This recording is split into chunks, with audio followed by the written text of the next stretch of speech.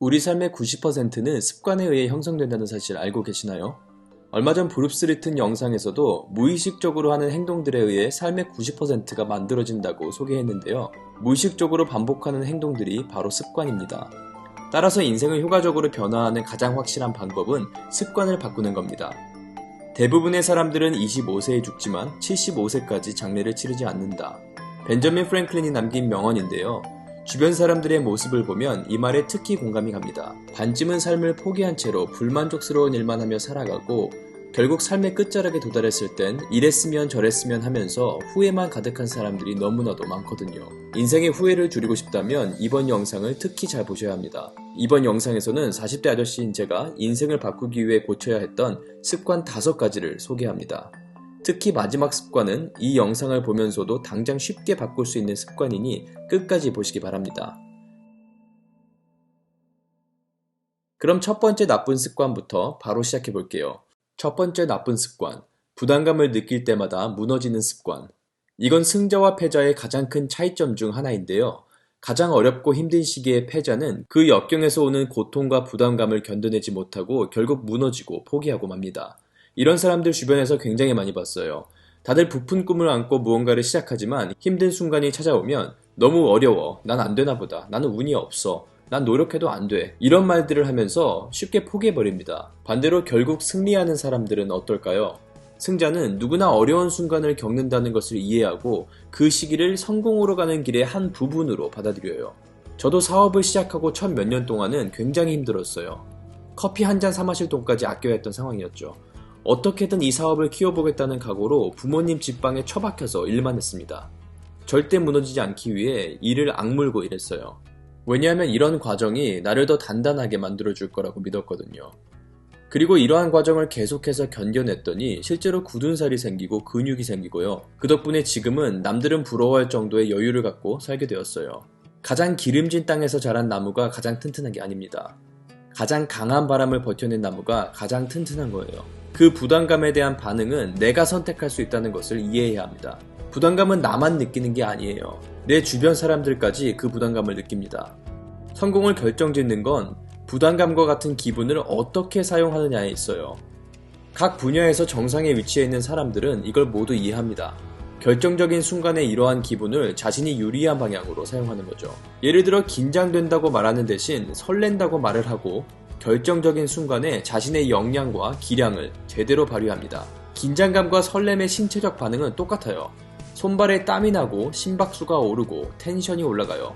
차이는 나의 해석이 만들어내는 겁니다. 그리고 그 해석이 결과에 엄청난 영향을 끼치게 됩니다. 압력이 다이아몬드를 만든다는 점을 꼭 기억하세요. 두 번째 나쁜 습관, 자기 자신을 부정적으로 보는 습관. 내가 나 자신을 어떻게 보냐에 따라 난 그것에 맞게 행동을 합니다. 우리 인간은 자신이 정의하는 정체성과 일치해야 한다는 심리가 매우 강한데요. 따라서 나의 행동을 바꾸고 나의 인생을 바꾸고 싶다면 나의 정체성과 자아상을 먼저 바꿔야 합니다. 스스로가 패자가 아닌 승자로 정의해야 되고요. 그러기 위해선 편안함에서 벗어나야 해요. 스스로에게 질문해보세요. 내가 생각하는 성공한 사람은 어떤 사람인가? 내가 성공했을 때는 어떤 사람이 되어 있을까? 나의 목표를 이루기 위해서 어떤 사람이 되어야 하나? 이게 궁극적인 목표가 되어야 합니다. 현재의 나의 자아상을 미래의 나로 바꿔야 나의 정체성이 바뀌고 미래의 나처럼 행동을 하게 됩니다. 지금 자기 자신을 부정적으로 보면 미래의 나의 모습과 일치하는 긍정적인 행동을 꾸준하게 할 수는 없을 겁니다.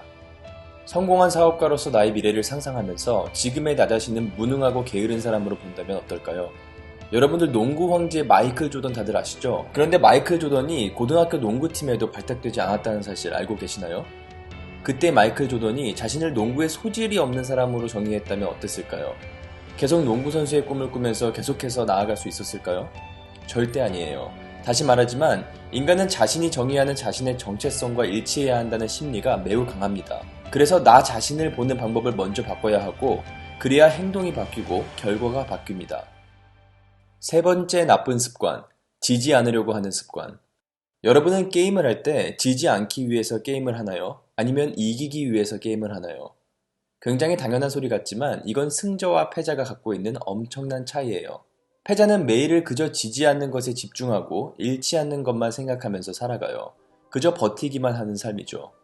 승자는 어떻게든 이기는 것에 집중합니다. 무엇을 하든지 모든 것을 쏟아내면서 이기려고 하는 거죠.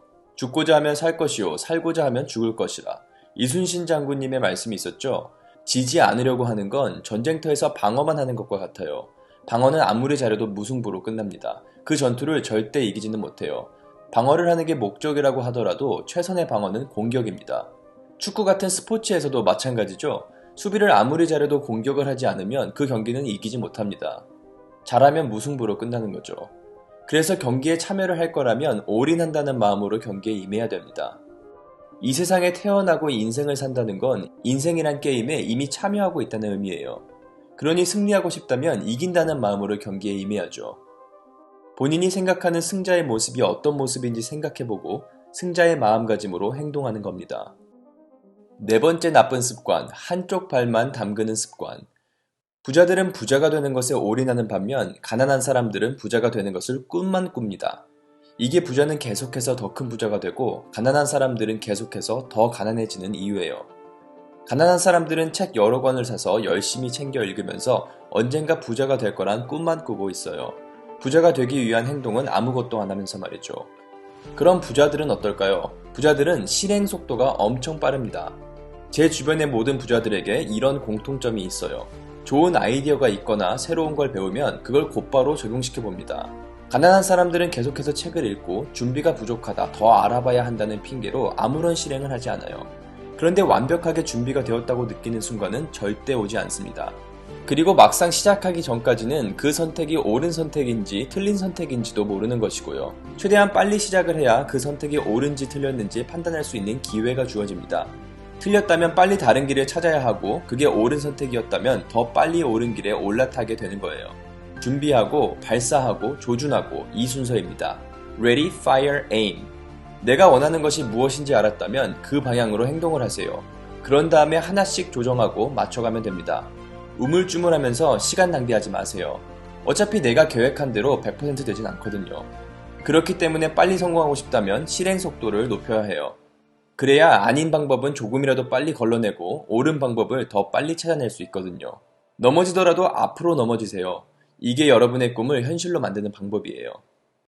다섯 번째 나쁜 습관, 꿈을 너무 작게 꾸는 습관. 여러분은 여러분의 꿈을 이루는 방법을 정확하게 알고 계시나요? 그렇다면 꿈을 너무 작게 꾸고 있는 겁니다. 별을 목표로 삼아야 못해도 달까지는 갈 수 있게 됩니다. 그런데 대부분의 가난한 사람들은 집 천장 높이도 안 되는 목표를 갖고 살아요. 그러면서 성공은 전혀 딴 세상 얘기라고 여깁니다. 처음부터 어떻게에 대한 생각은 할 필요 없어요. 일론 머스크는 사람을 화성에 정착시키는 목표를 갖고 있고 리처드 브랜슨은 사람들이 휴가 때 우주여행을 할 수 있도록 하는 목표를 갖고 있고 스티브 잡스는 이 지구에서 놀라운 일을 하고 간 사람으로 기억되고 싶다는 꿈이 있었어요. 지금 여러분의 목표는 무엇인가요? 우리는 현실적으로 생각하라는 말을 늘 들어왔고 현실적으로 생각하도록 길들여졌고 대부분은 현실적인 목표만 갖고 살아갑니다. 미국의 역사를 바꿔놓은 인권운동가 마틴 루터킹 목사는 1963년 그의 유명한 연설에서 나에게는 현실적인 목표가 있다고 수만 명 앞에서 외치지 않았어요. I have a dream. 나에게는 꿈이 있다고 말했어요. 여러분에게는 꿈이 있나요? 어떤 큰 꿈을 꾸고 있나요? 말도 안 되게 대담한 목표를 가지세요. 그 목표로 한 걸음 한 걸음 가까이 갈 때 여러분은 진정으로 살아있음을 느끼게 되는 겁니다. 그 목표를 현실화하겠다는 가슴속 깊은 곳부터 불타오르는 욕망이 살아있음을 느끼게 하는 겁니다. 이러면 동기부여가 절대로 고갈되지 않습니다. 나의 직관과 일치하는 일, 나의 마음이 가는 일, 나의 운명이라고 느껴지는 일을 목표 삼고 그걸 현실화하는 것이 인생의 미션이 되어야 합니다. 이게 바로 모든 사업가들이 공통적으로 갖고 있는 특징 중 하나예요. 그 일이 일어나기 전에 이미 머릿속으로 그린다는 겁니다. 진정으로 인생에서 원하는 게 뭔지 질문해보고 그걸 머릿속으로 매일 상상해보세요. 그리고 그걸 현실화하는 것을 무조건 이뤄야 하는 일로 삼으세요. 여러분의 가슴을 뜨겁게 하는 꿈은 무엇인가요? 그 꿈을 꾸세요. 그리고 크게 꾸세요.